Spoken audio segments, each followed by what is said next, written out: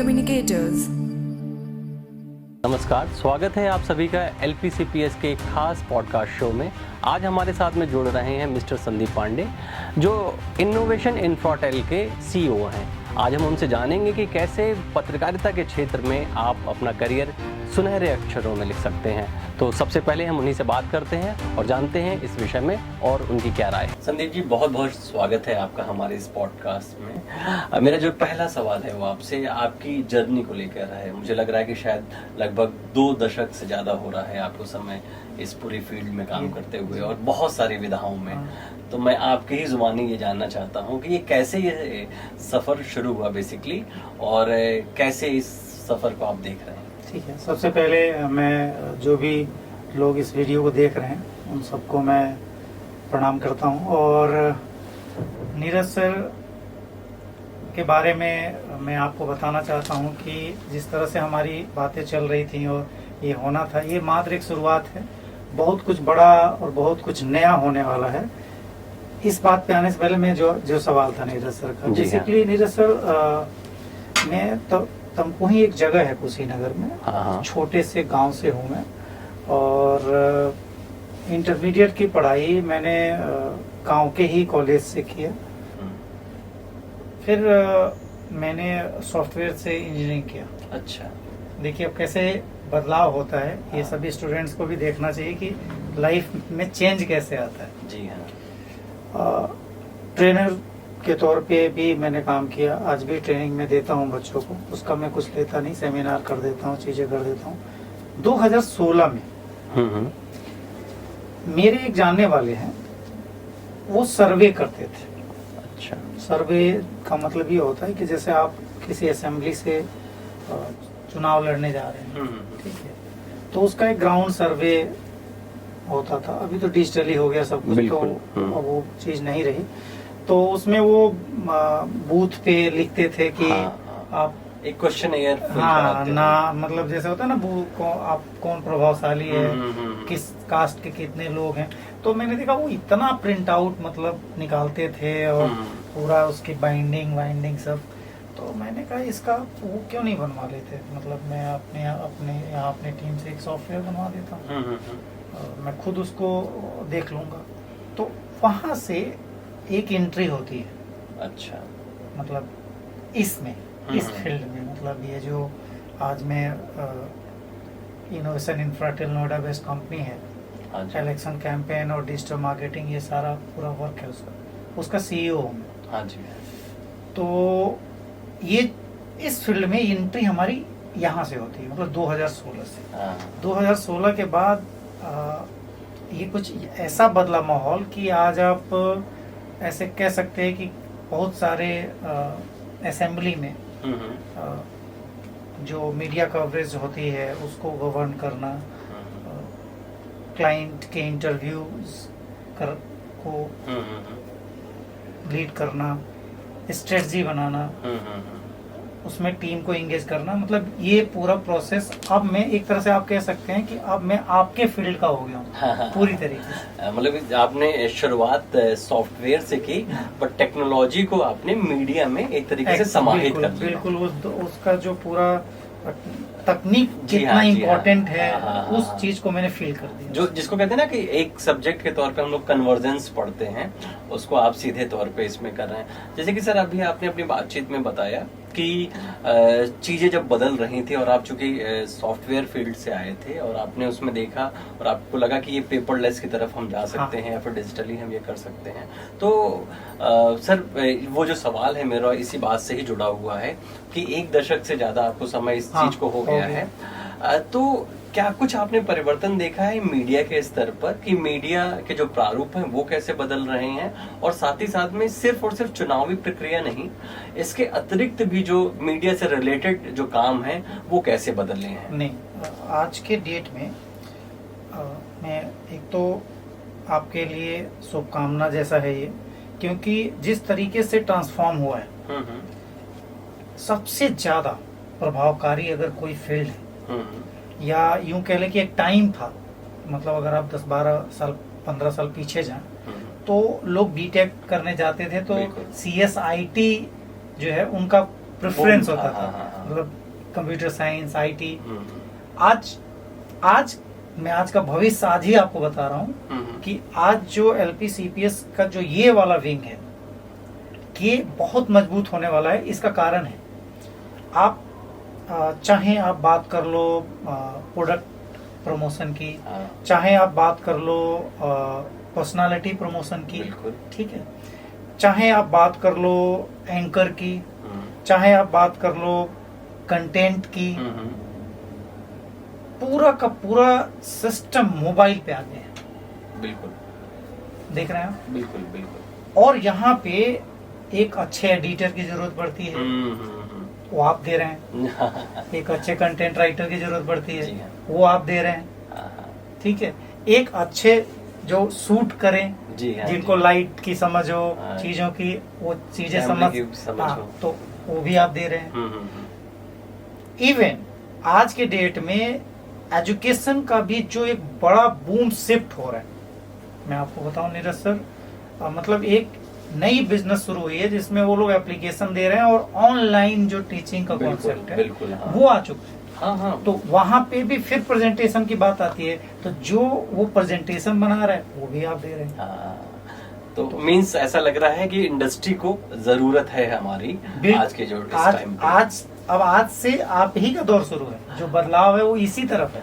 बिल्कुल, बहुत शुक्रिया। अगर आप इस तरीके से अगर देख रहे हैं तो मुझे उम्मीद है कि ये जो हमारे बच्चे हैं उनके लिए फायदेमंद रहेगा। सर, बच्चों पे ही मैं आ रहा हूँ, जो मेरा सवाल है उन्हीं से ही संबंधित है कि सर सिर्फ क्लासरूम में जिस तरीके से वो पढ़ाई कर रहे हैं और इंडस्ट्री जिस तरीके से बदल रही है, आपने दोनों ही चीजों को देखा है, बहुत ही करीब से आप देख भी रहे हैं, और इंडस्ट्री जो एजुकेशन की है उसको बहुत सूक्ष्म नजर है आपकी उस पे। बच्चों के लिए एज अ स्टूडेंट, और सिर्फ मुझे ऐसा नहीं लगता कि मीडिया ही, अगर जितने भी स्टूडेंट हैं उनको क्या कुछ करने की आवश्यकता है कि जितनी तेजी से चीजें बदल रही हैं। मैं तेजी की बात ही नहीं कर रहा सब, अब मैं ग्राउंड की बात कर रहा हूँ। सबसे बड़ा रोल जो है आज के डेट में बच्चों के लिए मैं बोल रहा हूँ, कोई भी जो बच्चा ये वीडियो देख रहा है, अपने आप को ईगोलेस करो। आप देखेंगे नीरज सर, हम अपने दौर की एक एग्जांपल बताऊंगा। मैथ में हम लोग ट्यूशन पढ़ने जाते थे, एक डस्टर हुआ करता था और गलती होती थी तो वो डस्टर से इस पे मार खाते थे। मतलब इस तरह का कल्चर था, और कहीं से भी टीचर के मन में, टीचर के लिए मन में कुछ भी बुरा ख्याल नहीं आता, कभी नहीं। मतलब आप समझिए कि बहुत बदमाश लड़का भी जो होता था, वो भी अगर उसको पढ़ाने वाले सामने से जा रहे होते हैं तो रास्ता बदल देता था। जी हाँ। मतलब अब आजकल क्या हुआ है, मतलब आप छोटे छोटे बच्चों में जो अभी हाई स्कूल में है, इंटर में है, 5th में है, 7th में है, ego, high level ego, right. ये बेसिक प्रॉब्लम है। जो भी लोग ये देख रहे हैं, चाहे आप कुछ भी कर रहे हो, आप BCMC कर रहे हो, BTech कर रहे हो, BCMC, BBA कुछ भी कर रहे हो, ईगो नहीं होना चाहिए। ईगो मेन जड़ है।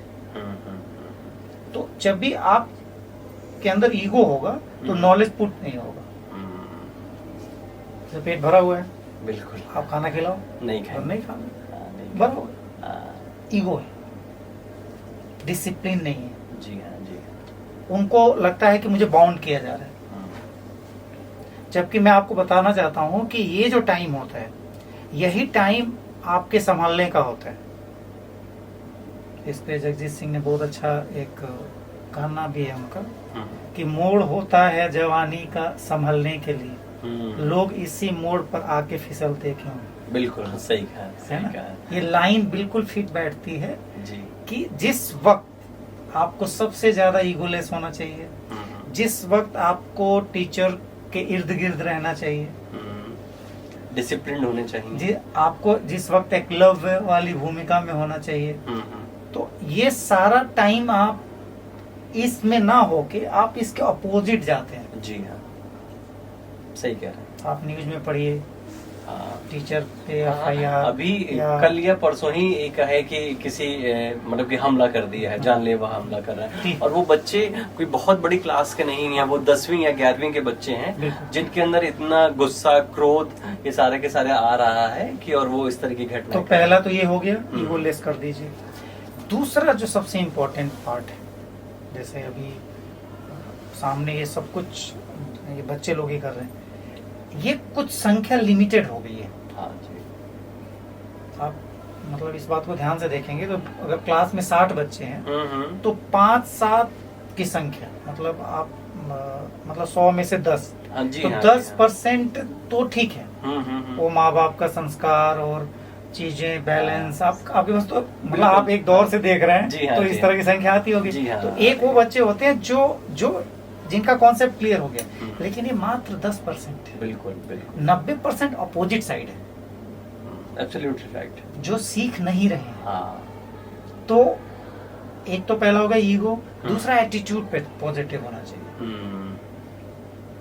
ठीक है, और तीसरा जो सबसे इम्पोर्टेंट पार्ट है वो होना चाहिए पैसेंस।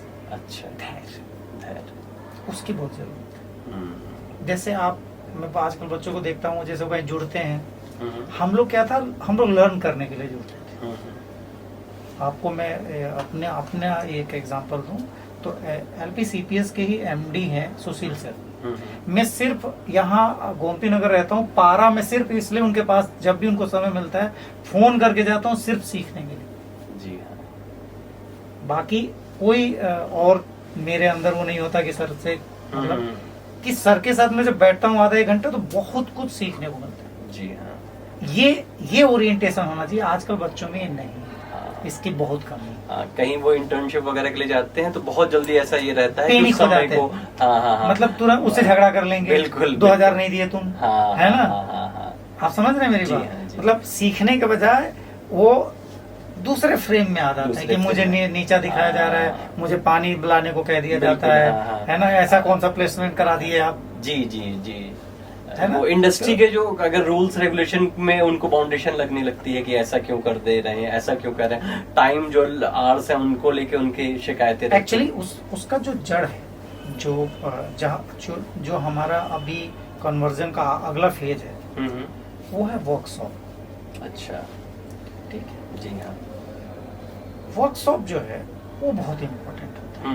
बहुत पहले नीरज सर एक किताब हुआ करता था, मतलब एक बुक थी नैतिक शिक्षा। तो स्कूल्स वगैरह में किसी टाइम पे चलते थे, अब तो मुझे लगता है कि शायद अब वो कहाँ गायब हो गई हैं। तो उसमें आप देखिए सर, साइकिल रोने लगी, है ना, इस तरह की छोटी छोटी कहानियां होती थी। मतलब दूसरा मूवीज जो आजकल जो बन रही हैं, जो पहले बनती थी, उसमें आप देखिए दीवार कि भाई मतलब तुम क्राइम के रास्ते रहो, मैं नहीं जाऊंगा। एक दिलेरी, या एक हीरो को लेके वो संघर्ष, जी है ना, राजकुमार जैसे लोग। तो हम लोग मूवी से भी सीखते थे बिल्कुल कि ऐसा होना चाहिए, ऐसा विलेन नहीं बनना है। जी हाँ, है ना, मतलब हीरो बनना है, हीरो को जीतता दिखाया जाता था। ये सब चीजें हमारे दिमाग में फिट होती थी। तो अमिताभ बच्चन का कैरेक्टर टाइम से पहुंचना, सूर्यवंशम आज भी आती है टीवी, तो IAS बन गई बहू, और ससुर आए तो चुपके से पैर छू लिया। जी, ये सीन क्या करते थे, ये एक इमोशन पैदा करते थे। जी हाँ जी। आज का यूथ क्या है, आप देख लीजिए, वो मूवी वाले मूवी वही बना दे रहे हैं। अब वो सिनेमा से कुछ सीखने को बचा नहीं, किताब से सीख नहीं रहे हैं वो, बिल्कुल रील में वो आप 30 सेकंड में जिंदगी थोड़े डाल सकते हैं। जी हाँ जी हाँ। तो मुझे लगता है कि इसमें बदलाव की जरूरत है। आपने एक सर शब्द यूज किया वर्कशॉप, कितना जरूरी है वर्कशॉप किसी भी फील्ड के बच्चों के लिए, और खासकर हमारे जर्नलिज्म के बच्चों के लिए? एग्जैक्टली। जैसे क्या होता है हमारे इंडियन एजुकेशन के सिस्टम में ये खामी भी है। अगर सरकार के लोग इसको देख रहे हो, अगर देखें तो मैं उनके लिए भी बोल रहा हूँ, जो हमारी जो स्टडी पैटर्न है वो प्रैक्टिकल कम है। मतलब ये है कि जैसे आप दूसरे देशों में देखेंगे, जैसे जापान है, चाइना है, तो वहां पे आप देखेंगे कि वो लोग प्रैक्टिकल ओरिएंटेशन ज्यादा है। बनाओ जी, मतलब ठीक है, वो ठीक है, किताब पढ़ लिया ना, अब ये बनाओ तुम, ठीक है, लैपटॉप बनाओ, मोबाइल बनाओ, लर्निंग बाय डूइंग। हाँ, अब देखो, आप देखो मेरे सर मैन्युफैक्चरिंग देखो उनका, बच्चा कर रहा है। ये तो अब क्या होगा, जब वो अर्ली एज से वो प्रैक्टिकल आ गए हो। अब आपने 3 साल 4 साल आपने विदाउट प्रैक्टिकल एजुकेशन ली। अब मान लो आपको मैं मानता हूँ कंपनी, ठीक है, मैं मान लेता हूँ आपको मीडिया एजेंसी है, आपकी है,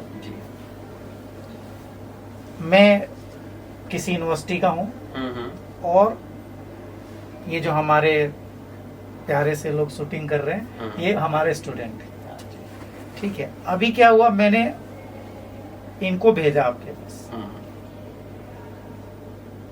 इनको किताब की पूरा लेके आए मार्कशीट, ठीक है, A ग्रेड A+, ठीक। आपने कहा एक काम करो, ये आए हैं अखिलेश यादव जी, इनका इंटरव्यू कर लो। ये आए हैं मोदी जी, इनका कर लो। ये अरे यार एक चले जाओ वहाँ पे, वो राज्य मंत्री हैं, उनका जरा शूट करके आना है। आपकी ये नीड है जी, वो A+ लेके आए हैं, गैप है। अब कह रहे हैं मंत्री जी के सामने मैं कैसे जाऊंगा। मोदी का वो मोदी जी के पास जाना है, ये सुन के वो यहीं से नर्वस हो गया, वो कल बीमार पड़ गया वो कि आज मुझे मोदी जी के पास जाना है। जी। आप समझ रहे हैं? मैं उस बात को समझ। अब क्या हो रहा है, जो वर्कशॉप जैसे NSD है, नेशनल स्कूल ऑफ ड्रामा, ये जितने भी अच्छे कलाकार आपको दिखते हैं, पंचायत वेब सीरीज आई थी, मतलब से 4थे सीजन मैंने देखा, उन कलाकार को आप देखिए वहाँ के, तो जैसे NSD के जितने भी आप छात्रों को देखेंगे जो फिल्म इंडस्ट्री में, उनके देखिए एक्टिंग स्किल क्यों है, वर्कशॉप्स, स्टेज, इतने स्टेज शो कर लिए उन्होंने, है ना। तो वो उनके उसमें आ गया, वो ब्लड में, ड्यू टू वर्कशॉप। हमें क्या करना है, जिस पे आप इनिशिएट ले रहे हैं, ये अच्छी बात है, जो 27 को हम लोग करने वाले हैं। अब होता क्या है कि जब वर्कशॉप होगा तो उस बच्चे को हम डमी भी सिखाते हैं। जैसे आपको बना दिया, मान लो ये CM है, लो इनका इंटरव्यू, अच्छा, ठीक है। एक तो पता चला ना कि वो कैमरा कैसे फेस कर रहा है, बिल्कुल। तो जो पिक्चर आमतौर पे आप देखिए, एक बात आती है, कोई मूवी 5 साल में बनती है, 10 साल में बनती है कितने देर की हो, 3 घंटे की। अब ये स्टूडेंट को समझना पड़ेगा कि 3 घंटे की मूवी बनने में 10 साल क्यों लग रहे हैं। तो प्रोसेस जो है वो वर्कशॉप से ही, बिल्कुल। अगर उसने प्रैक्टिकल किया होगा तो वो समझ सकेगा कि कैसे वो टाइम इन। अच्छा, अगर वो नहीं करेगा वर्कशॉप, तो एक छोटे से इंटरव्यू में वो खुद 50 रीटेक ले डालेगा। मैंने ऐसे बहुत इंटर्न देखे हैं जो जाते हैं, वो मतलब 5 लाइन 10 लाइन की स्क्रिप्ट को 20 बार वो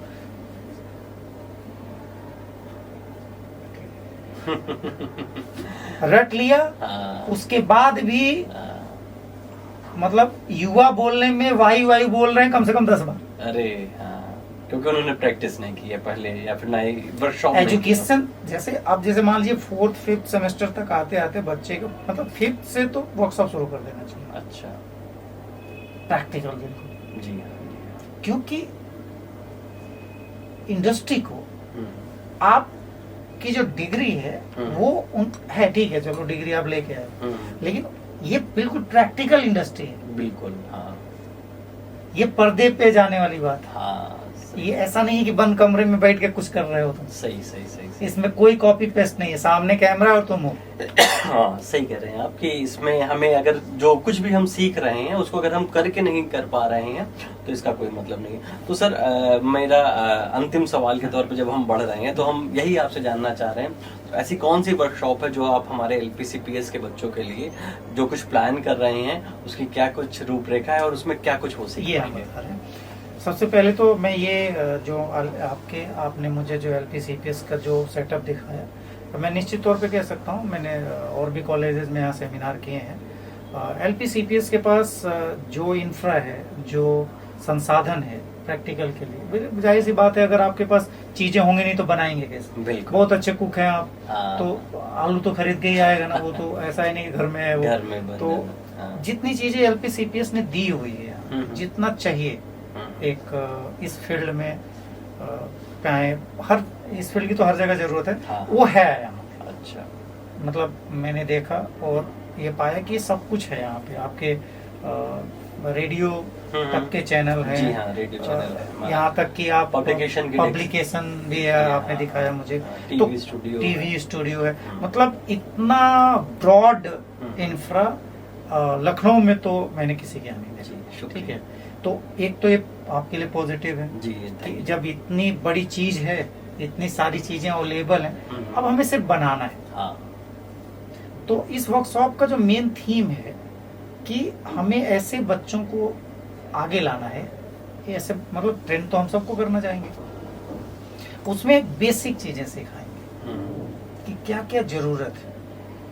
ठीक है, टूल्स कैसे यूज करोगे, स्पेशल किसी स्पेसिफिक सेगमेंट में कौन सा एआई टूल यूज होगा। एआई के लिए एक बहुत बड़ा कंफ्यूजन है भाई, लोग वो समझ लो। आप लोगों को बता रहा हूँ, एआई से मत डरो, और एआई किसी का जॉब नहीं छीन सकता है। एआई क्या है आप समझो, एआई इज जस्ट एप्लीकेशन, और वो हर फील्ड का अलग अलग है। बहुत लोग कंफ्यूज हैं आजकल। एआई जो क्या है, वो टूल है, और जैसे जिस फील्ड में आप जाएंगे उस फील्ड का वो टूल ही अलग है। बिल्कुल। हाँ। ठीक है, तो एक तरह से उस टूल को तो आपको सीखना ही पड़ेगा। नहीं है, जैसे कि हमने माइक्रोसॉफ्ट एक्सेल सीखा है तो हम जस्ट लाइक उससे ज्यादा कुछ नहीं है। डरो मत, एआई और कुछ नहीं करने वाला है, एआई आपकी मदद करने वाला है। तो आपको पहले पता होना चाहिए कि अगर मैं मीडिया में जा रहा हूँ तो इसका एआई टूल कौन है। एग्जैक्टली। सारे एआई टूल सारे लोगों के काम के नहीं है। मेडिकल फील्ड में हो तो मेडिकल वाला एआई कौन सा है, राइट। ठीक है। अगर वेब डेवलपमेंट में हो तो वेब डेवलपमेंट में कौन सा एआई यूज होता है। कॉमन नहीं है सब कुछ, ये एक भ्रम है। मतलब जी हाँ, एक दूसरे से सुनते गए हैं बस। एआई ऐसा कुछ करने नहीं जा रहा है। हाँ जी, हाँ। एआई आपकी मदद करेगा। बिल्कुल। जैसे आप और इजी ले लीजिए, अब जैसा कैनवा है, एप्लीकेशन है। आप कोई भी छोटी सी जैसे कुछ छोटा सा बनाना है, आपको कुछ प्यारा सा बनाना है, कुछ जल्दी बना देना है, तो हम कैनवा सीखेंगे। ठीक है, बहुत बड़ी अगर कोई बात है, बहुत मतलब कोई बहुत सारी ऐसी चीजें जो कैनवा से नहीं हो रही है, तो नहीं होंगी तो वो फोटोशॉप से होगी, चले जा रहे हैं, कोरल पे होगी, कोरल पे फिर हम चले जाएंगे। तो वो तो चाहिए ही चाहिए। तो ऐसा थोड़ा है कि कैनवा सीख लिए तो फोटोशॉप और कोरल की लेवल नीचे आ गई। वो अपनी जगह पे खड़े हैं। आप फिग्मा थोड़े बना सकते हैं कैनवा, नहीं बना सकते। सही कहा, बिल्कुल सही कहा। आप वेब लेआउट थोड़े बना सकते हैं, तो वो तो अपनी जगह पे खड़ा ही है। लेकिन जैसे क्या हुआ कि आपने कहा कि मेरा एक वो बना दो, छोटा सा एक पोस्टर बना दो, मेरी एक छोटी सी ये बना दो, और 90% नीरज सर जो काम है वो छोटे वाले हैं।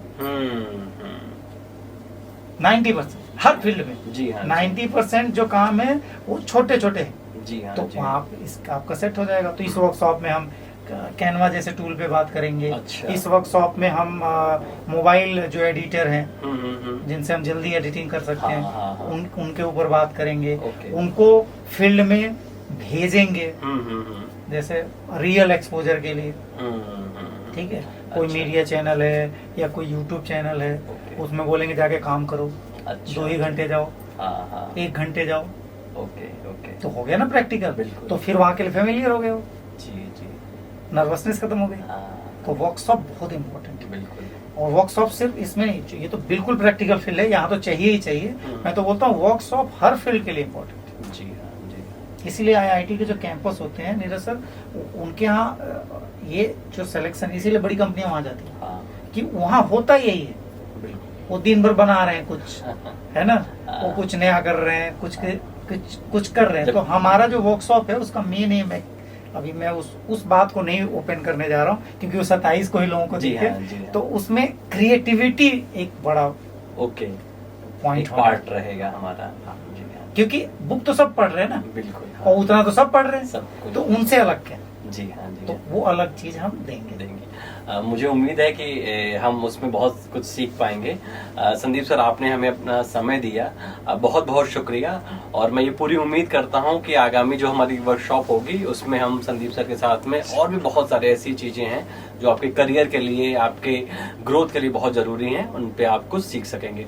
तब तक के लिए हमारे साथ में जुड़े रहिए। नमस्कार, धन्यवाद।